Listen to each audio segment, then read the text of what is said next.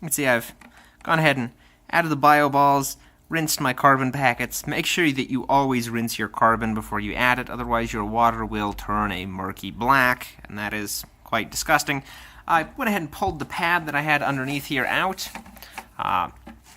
just to give me a little bit more room to get the bio balls in, and I've taken that pad and the pad that was in the bottom, which is now replaced with, again, the coarse foam, and I've put all three of them into this third tray that I've got the other activated carbon with, and that's because I don't want any of that to break off and come back up into the tank. I don't want my fish to see it floating around and try to eat it. So, again, that's not really necessary. It's just there to keep my water a little bit cleaner.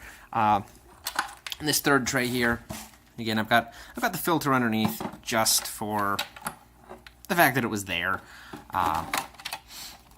With the size of my tank, I really need about 83 cubic inches of this stuff. I think I've got close to 30. I should be able to fit about 83 in these two trays if I take these pads out, and it should work pretty well. These things come with starter balls. These are bacteria.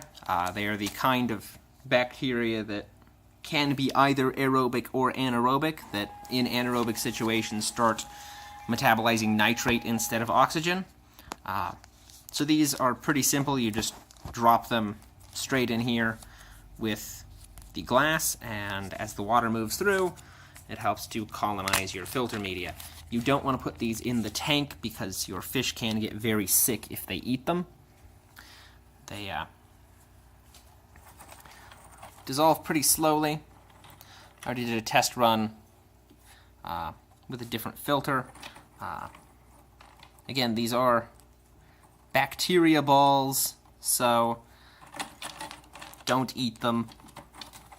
And make sure that you wash your hands very well if you touch them.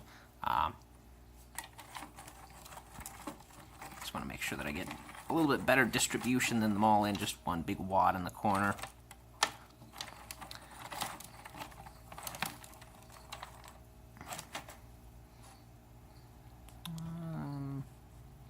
Yeah, we'll just drop it right in there. Okay, so that's it for that. We will put our cap on. That all fits together pretty well. It doesn't fit underneath this ledge. That's worth noting. Have that upside down there. Make sure before you put anything back together that you can see all the way down to your tag. Again, my lighting is really bad, but you can see, the faint reflection there of that tag down in the bottom. And again, that's where your UV tube goes. I don't think this tube will do anything at all, but it certainly won't hurt anything. So I'm not going to complain about the fact that it's there. I think it's probably a waste of 9 watts of power. I will test a little later to see if this machine functions without this tube in it, because I'm not super keen on just throwing away money for no reason, throwing away electricity for no reason. But, on the off chance that it works, I'll probably leave it here for a while. Looks like there's an on-off switch in here that I can use to just kill it, and it won't waste the power that way. So I'm going to go ahead and fill this up, hook it up, and we'll see how it works. So, got everything installed. The shape of the inlet and outlet are narrow U's, which isn't a problem if you have an actual tank. If you've got a custom designed thing like I do, makes it a little bit tight. Getting them in was a bit of a pain. The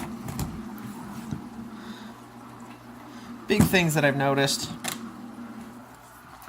the way that this is supposed to work is, for from what it looks like, you fill this up, and you use this button here, the big blue one, to prime the pump. And you get your inlet into the water, and you hit the button, and it sucks water into the inlet and forces it up the outlet. And when your water in the outlet is at tank level, then you can plug it in. That didn't work. That didn't work at all. The problem is that it doesn't suction enough into your inlet to actually keep any water there. So as soon as you flip it on, it empties the tank, and it immediately starts running dry, which will overheat the motor and make it die. So in order to fix this, what you really want to do is get some smaller tubing, run it in the inlet. And the inlet is only about this far into the water. The rest of this is all modular tubing. So you snake it up and just blow some water into it until this tube is completely full. And at that point, the priming worked, plugging it in, it kicked on immediately. You can hear it is a little bit noisy. I don't know if that's because it's still emptier than it should be after it running empty 2 or 3 times. I don't know if that's just how it works. It comes and goes, it goes away completely, and then it starts up again. I don't know, I'll play with it some more tomorrow. It looks like it's running okay for now, so I'm not terribly worried about it at the moment. Just, it's worth knowing that you'll save yourself a huge amount of time and effort if you just fill up your inlet tube to begin with, and you can pour water into it directly. Mine are stuck in place. There's no way to ever remove this without destroying my setup, so I had to do it the way that I did. But it stopped me from having to hit the button for 45 minutes straight. So that's, again, worth mentioning. The other thing that is worth noting is there is a great deal of motion in the water. Most of the free debris that I've had in my tank, except for this poop over here, which doesn't move because it's in the corner, but most of the free debris over here, the debris that was built up from my lizard crawling into the tank and pooping, has been picked up, it has been swept away, and I assume it's been sucked in by the pump, where it's probably stuck in my coarse filtration at the bottom. So I'm probably going to have to take this apart in 2 days and clean the whole thing out in order to get rid of that. But the amount of water motion, you can see the leaves in here of my grasses moving. So there's not a huge amount, but there's enough to have the actual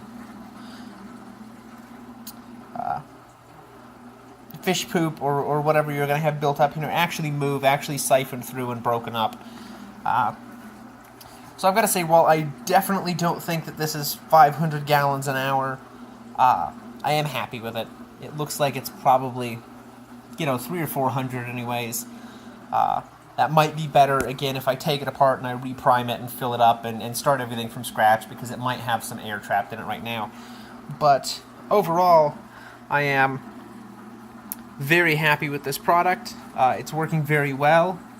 The suction is strong enough that some plants have gotten stuck, but not strong enough that my fish are in any danger. So, yeah, I would definitely recommend this. I will do an update maybe in a couple weeks to say what my thoughts on it are, how it's doing for filtering, how it's working with my filtering media. But for now, it definitely looks like a good buy. It's something that I would definitely recommend to somebody.